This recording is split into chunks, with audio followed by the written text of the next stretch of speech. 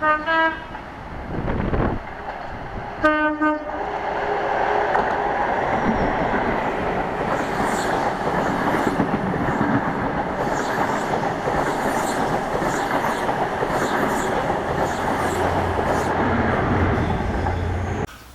I'm Doug Phillips. I'm chairman of Greater Morpeth Development Trust, and one of our projects is to try and bring back the railway station to its former glory.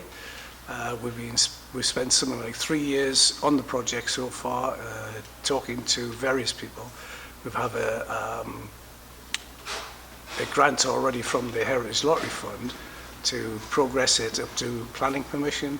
We will be submitting another bid to them, hopefully for £750,000. That will go in during March sometime, and we'll hear by June, July. We're very hopeful of that. Also, the Railway Heritage Fund has offered us some money, 250,000 towards it, something that they are very keen to see stations come back into life.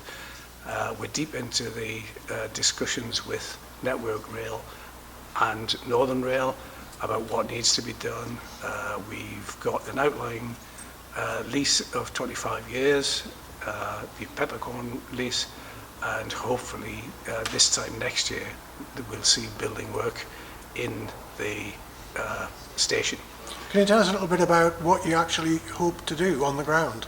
On the ground in the station? Well, yes. It is to convert some of the, what apparently was the station master's house upstairs, into office space, equally to redo the portico to make it like it used to be, where it used to be an open portico, although there will be glass, and to possibly have a cafe in the front, a waiting room, switch the ticket office around so that you go into that bit, get your ticket from there, and through to the other side. That's the plan, and it will be costing somewhere about £1.4 million. So, in the 3 years that you've been working on this project, what sort of feedback have you had from the public, and what have people been telling you that they would like to see happen? We've had a couple of goes. We had Heritage Open Days. We had a display up there, and very positive, like today. We've also done a survey. We thought we might get something like, we'd be really delighted if we've got 200 replies. We've got about 500 replies. Just about everybody is positive about it being a really good looking building and to bring it back into use.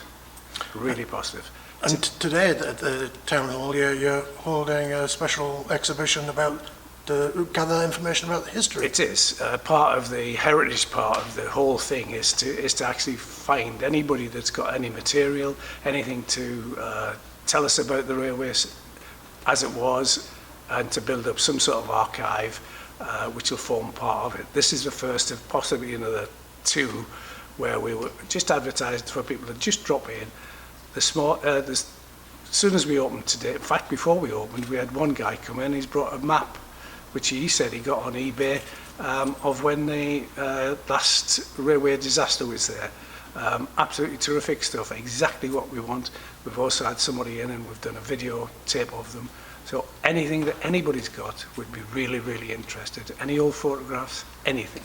And people who worked there or people who used the trains from Morpeth? Both ways, people that worked there. Again, in the last one we had somebody whose father was station master who lived in the Pegswood house.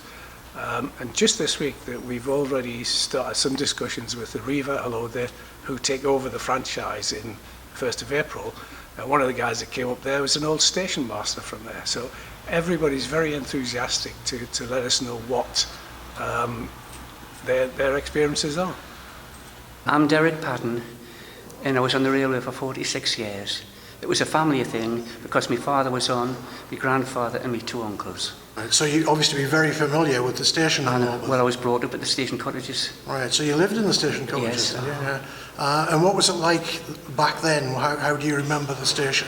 And what did you remember seeing at the station then? Well, the people was more friendly. Well, the ward helping each other because in them days, basically, you had allotments. Well, you had allotments away from the place. In front of the station cottages was all allotments.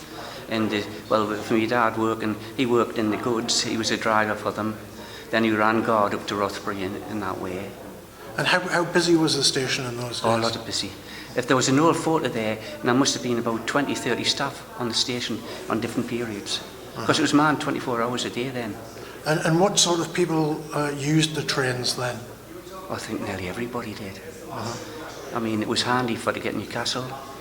So what do you think about seeing the decline of the railways as someone who earned the living there? It's disgraceful in a way, really. And not just our area. And you brought some material today. Can you tell us a little bit about that? What have you brought? Well, the old plans were thrown in the skip and I just rescued them. And what are these plans of? Morpeth Station. And dating from what sort of periods?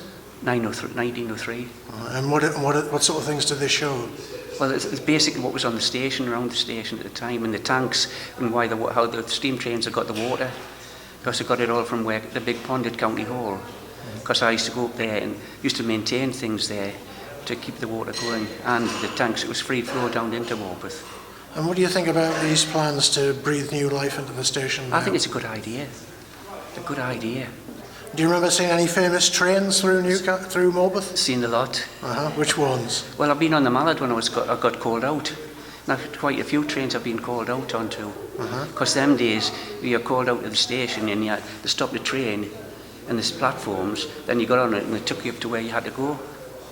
And there was one night I got taken to Widderton and I walked back because I couldn't get home. They wouldn't stop any trains because they would only stop, they wouldn't stop passengers or any trains. It was necessary, but they would only stop like say coal trains or something. Well, there was nothing running, so I walked home. It was easier. And do you ever remember seeing any famous people using trains in Morpeth? Any royalty stopping off? Oh, I've seen royalty. I was there when Princess Anne came, and I was on duty lots of times when the Royal Train was out. Well, you were there before the train, and you let it go through, and you waited till after.